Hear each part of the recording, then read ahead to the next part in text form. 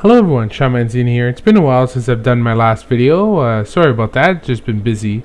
I have been working with a new software platform that I wanted to do a video about, and it's called OwnCloud. So what this is kind of like your own version of the Google services for your home and office, except you get to host it yourself. So pretty much you get the same apps and all that stuff. And a lot of people might say, why don't I just use Google Docs? Well, some companies don't like the fact that their that their data is stored in the Google Cloud, and some companies want control over that, or they want to build an intranet with data that they don't want public, or they don't want any chance of it getting leaked. Or very limited chance because they're in charge of their own security. Now, the software is free for the home users, and I believe they even have a unsupported but free version for business. If you just even go on their site, you'll see the features. So, just like Google, they have, pictures, they have storage. And what's really cool about it is that there's a lot of collaboration, and as well as a lot of plugins that you can install. Okay. So I'm going to show you how to install it, and we'll play around with it for a bit, and then if you have any questions or comments, let me know, and then I hope to make more videos for this, because I really like this software.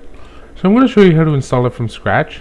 I'm obviously not going to go through how to install Debian. We've been over that a million times. So I'm just going to use a Debian lab that I have here. Just import that.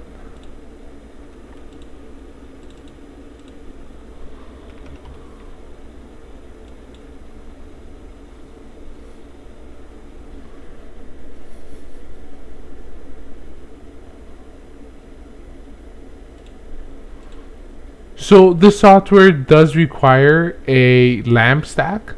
Okay, we've covered how to install it before, how to create a LAMP stack, but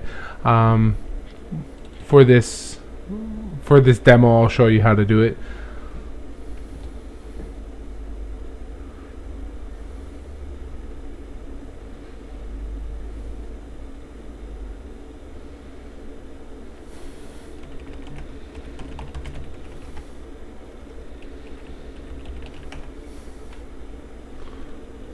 Okay.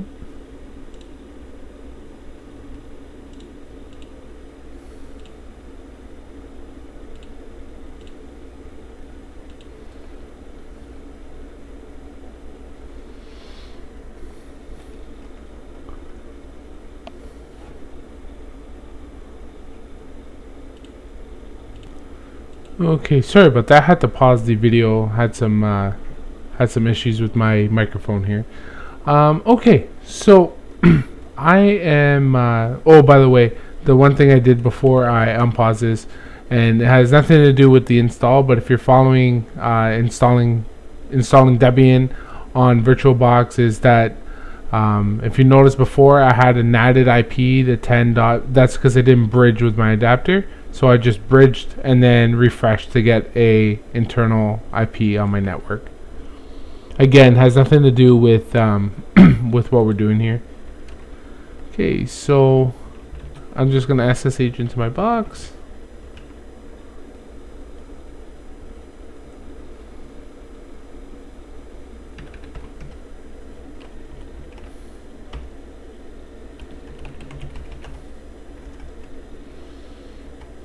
All right. So first thing I will do is update my OS.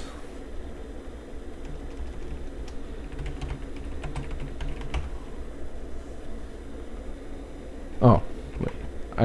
Yeah, that's right. Sorry. I don't have sudo in here yet because this is just a base install.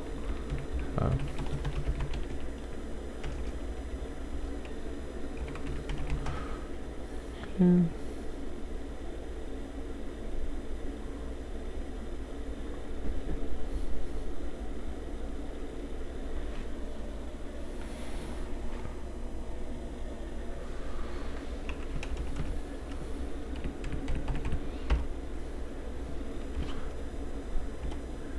And since this image has probably been on my desktop for a while, I do want to make sure I have all the updates.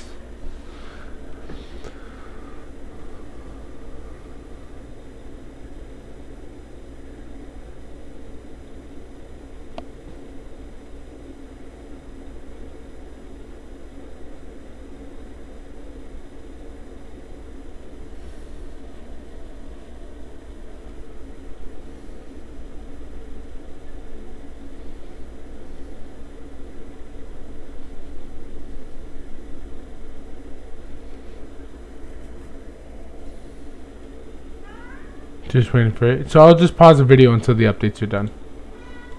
Okay, so the updates are done.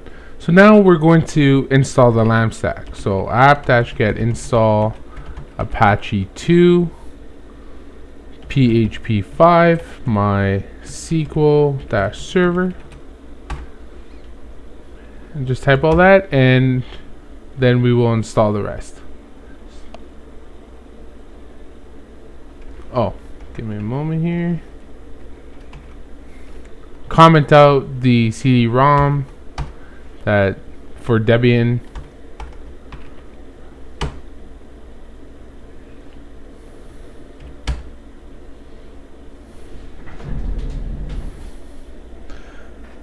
Okay, so I'll wait for this to install. It'll ask for your SQL password, your admin password, which you'll need.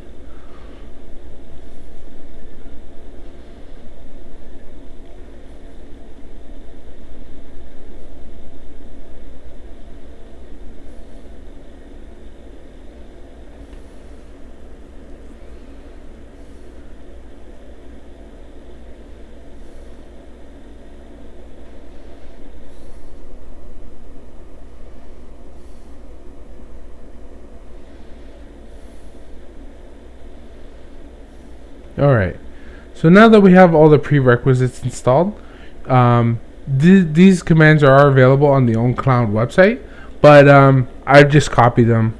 This is what they'll need. So we'll have to download the GPG key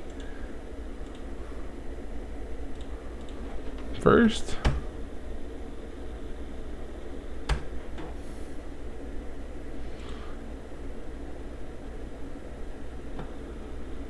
And then we'll have to add the key.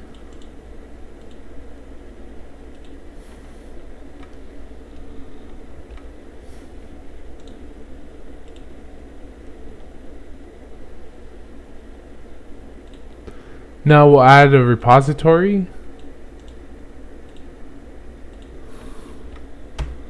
And then the rest is easy to remember.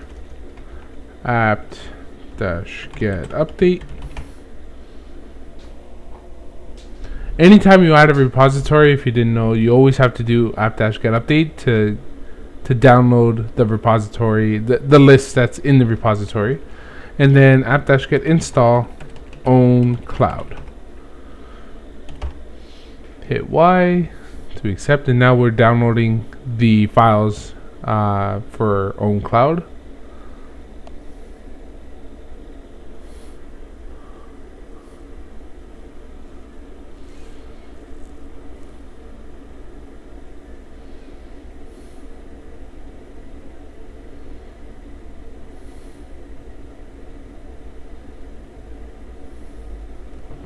Okay, so I'll wait for this part to finish, and then I'll unpause the video.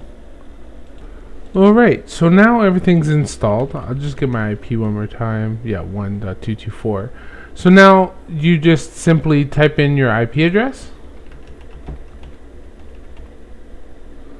/OwnCloud.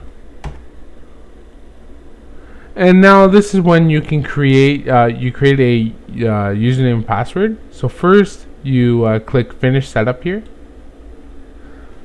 You create the username and password first, and then click finish setup.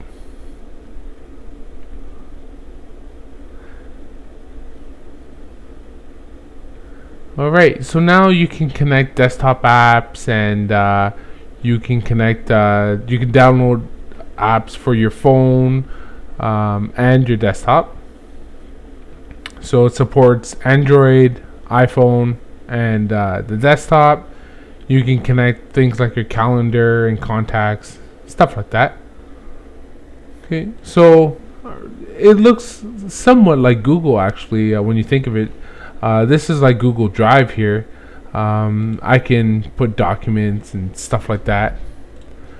You can even this part looks like kind of almost like a ripoff of Google, because when you hit plus on Google, you have the upload and text file and stuff like that. So with the text file, I can edit right in the browser, somewhat just like Google functionality. And now on to the other part. So when I click all files here, if I come up and set files and hit the down arrow, you have files, activity, gallery, stuff like that. And then you have the add option. So when you click add, there are a bunch of plugins type stuff that can be added. So there's the official, and then I'm assuming that there's unofficial plugins. I haven't really played much around with them. But for instance, if you want to add something, you can just click here on the little checkbox, and then that'll add it. Okay. There's even some games and tools and other things like that. So this one is showing documents. So I actually have not played around with that one. I wonder what that's about. Okay. So under documents. Oh, yeah. So again, more Google-like functionality. This is, this looks like a Microsoft Word or Google Doc type thing. And then there's, so there's a share and share link, just like Google. So pretty much to sum it all up, I encourage you to play around with this, but this is kind of like an in-house Google apps system here. You can download plugins just like Google Apps. You can create documents, all that stuff, and it seems to be really cool. I find that it's a really lightweight too, and especially being on a LAMP stack and all browser and free on top of that, with the integration with phone, tablet, desktop, is a really good competitor. If you don't want your information going into the cloud just yet, you want to hold on to on-premise equipment and stuff like that, for a very small price, very small server, you could probably have 10 people working on this, no problem, and probably save some money if you already have existing infrastructure. So I really like this app and this server software. If you have any questions or comments about any one of my videos and this video, please leave them in the comment section below. I'm always available on my email, seanmancini2010@gmail.com, and you can also visit my website, seanmancini.com. Thanks for watching.